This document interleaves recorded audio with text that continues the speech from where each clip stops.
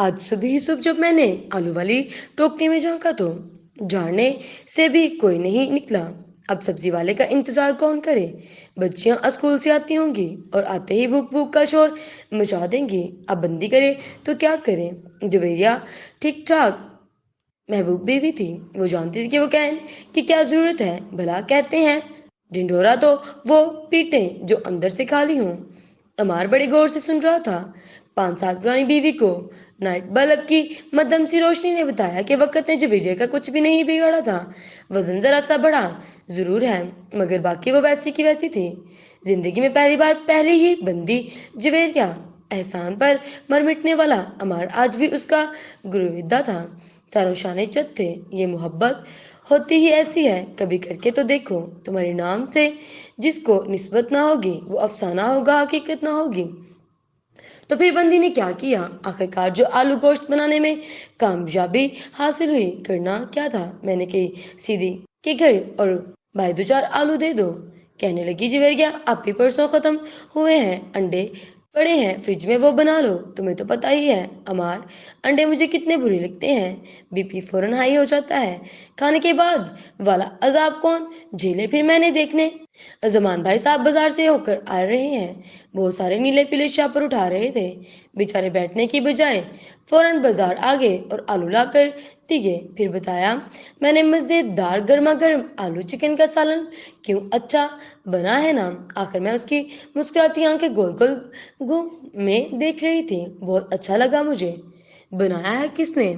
वो भी किसी हंसी हंस दिया था। जवेरे के वहां से जाने के सुनकर उस जमा बाई साहब का नाम तो जमाना बहन जी होना चाहिए था। लांती कहीं का, हर जगह दस्तियाब। पता नहीं ये निकल कहाँ से आता है। एक बार फिर दिल ही दिल में जवेरिया की बहनोई को कोसते हुए खामोश हो गया था जमान। जवेरिया का इकलौता बहनोई था और आयजा छोटी एक अकेली बहन। बहन से मोहब्बत की हद तक तो सब कुछ ठीक था। चलो बहन है, वो भी छोटी, मगर जवेरिया की अकीदत जमान भाई साहब से भी कुछ कम नहीं थी। जमान भाई अंदर आई ना, बैठ जाएं, आपके लिए चाय लाऊं। मैं भी बच्चों बच्चों रिमोट सामान अंकल को दे दो। अंकल को तंग बिल्कुल ना करो। बुरी बात रिमशा, बंद करो ये।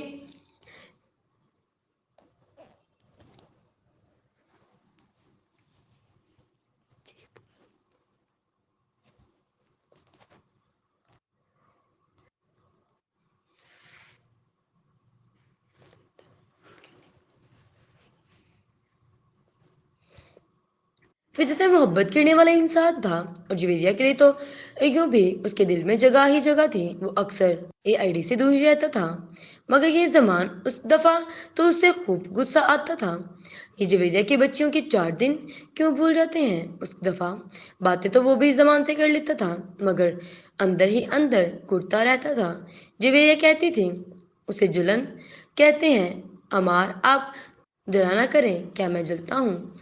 उसने बदबख्ती का आगाज होते हुए कुछ ही महीने पहले अमार की शादी बड़ी मुश्किल से हुई थी जवेरिया से। सो कसम के बड़े और मुफ्ती किस्म के छोटे के मुखालफत के बावजूद उसने जो सोचा था कर दिखाया। इसमें जवेरिया का अमल दखल ना होने के बराबर था। वो तो रिश्तेदार समझकर मुस्कुराई थी और वो अम्मी से बात कर बैठा था। बस यहीं से मुश्किलात का आगाज हुआ था। शादी के बाद भी अम्मी और बाजियों का मुंह बहुत अरसे तक सूझा रहा था। जब सूजन उतरी तो एक तूफान बदतमीजी का आगाज हुआ। एक तरफ वो सबसे छोटा, उम्मीदों का मरकज और बहनों का राज दुलारा, उसे लांती मर्दों का खिताब पाने में बहुत कम अरसा लगा था। और दूसरी तरफ जवेरिया, वो भी इन्हीं किसी भी तरह माफ करने के मूड में नहीं थी।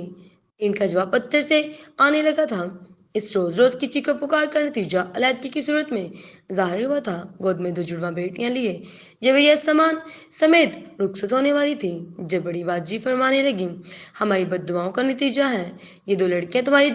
दफा किसने बद्दुआ दी थी? तुम्हारी अम्मा को। जवाब फटाक से आया था। इस अजाब को कोई कहाँ तक झेल सकता था? आखिर इस तमाशे को अब बंद करना ही अच्छा था। फिर जवेरिया की फरमाइश पर अमार ने ठीक उसी कॉलोनी में घर ले लिया था जहां जवेरिया की छोटी बहन زا ایک گلی چھوڑ کر رہتی تھی، آنا جانا اب لگا ہی رہتا تھا۔ جب ایک دن اس نے پیار سے جویریہ کو سمجھایا تھا، جویریہ میری جان، آئزہ کی حد تک تو ٹھیک ہے، مگر زمان تمہارا صرف بہنوئی ہے، اتنی بے تکلفی نہیں ہے۔ او وہ بے تکلفی کیسی ہے جو آپ کو عثمان بھائی کے ساتھ درکار ہوتی ہے؟ سیدھی بات کیوں نہیں کہتے؟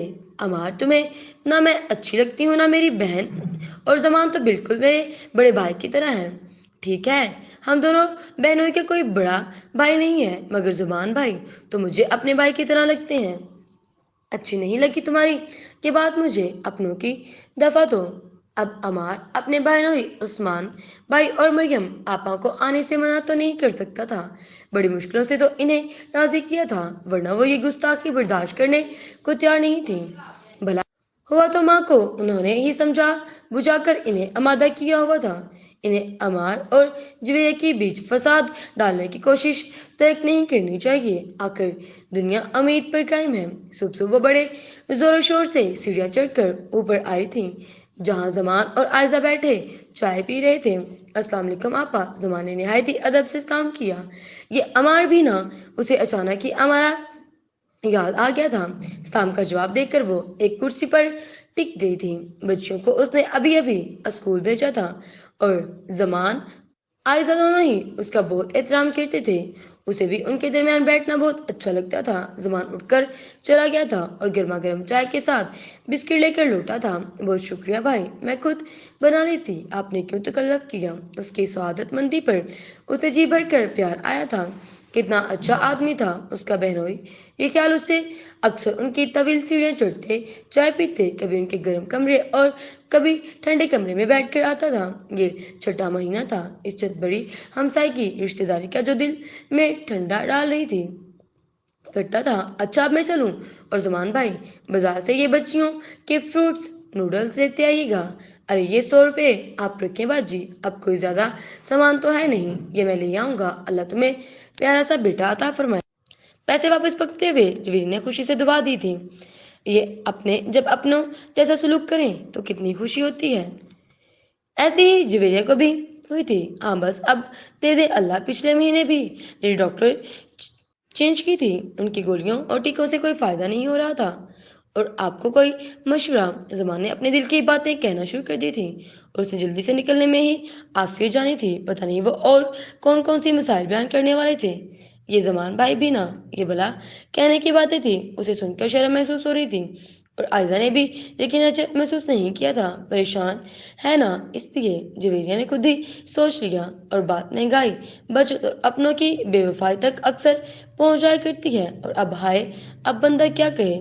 آج جویریہ نے گھر کی صفائی بہت دل لگا کر کی تھی، سارے پودوں کی کاٹ چھانٹ اور پھر بعد میں سامان کی لسٹ بنائی تھی۔ ہمارا ایک ہفتے کے بعد کلی شہر سے باہر کی ہوئی تھی، اس کے پاس بہت سارے پیسے موجود تھے اور اس پر کوئی چیک اینڈ بیلنس بھی نہیں کرتا تھا، اور اس وجہ سے وہ اچھے خاصے پیسے بچا لیتی تھی۔ سامان کی مختصر سی لسٹ لے کر وہ گھر سے نکل رہی تھی کہ زمان بھائی صاحب مل گئے، اور بازار جا رہا ہوں، آپ بھی آ جائیں۔ ان کی بائک کو غنیمت جانتے ہوئے جویریہ ان کے پیچھے جا بیٹھی تھی۔ راستے ان کی ساری گفتگو کا لباب یہی تھا کہ مہنگائی بہت ہو گئی ہے، اف کتنا بولتے ہیں۔ جویریہ سن سن کر تھک چکی تھی، مگر وہ بول بول کر نہیں تھک چکے تھے۔ اس نے پالک، آلو، چنا چاٹ اور بہت سا دوسرا سامان خریدا، اور زمان بھائی نے آرام سے ان کا انتظار کیا، اور وہ دونوں سیدھے ان کے گھر ہی چلے آئے تھے۔ اور چائے پینے کے بعد جب وہ بارشاہ پر اٹھائے سیڑھیاں اتر رہی تھی، ایک بے تکلف ہاتھ اس کے کندھے پر آ ٹھہرا۔ وہ سمجھی آئزہ ہے، تھک جائیں گی، میں اٹھا لیتا ہوں۔ ان کا ہاتھ یقیناً کہیں آگے کا بھی سفر کرنے والا تھا کہ فوراً پیچھے ہوئی تھی۔ شکر تھا کہ ایک بڑی چادر اس نے لے رکھی تھی، اور یہ سارا سامان میں خود لے جاؤں گی، پیچھے ہٹیں آپ۔ اس کا لہجہ ایک دم بہت سخت ہوتا چلا گیا تھا۔ میں تو پتہ نہیں وہ کیا امید کر رہے تھے، پھر ایک دم سے پیچھے ہٹے تھے۔ قصور اس کی بہنوئی کا ہرگز نہیں تھا، اس کا تھا جس نے اپنی حدود کا خود خیال نہیں رکھا تھا۔ وہ کیوں رکھنے لگے؟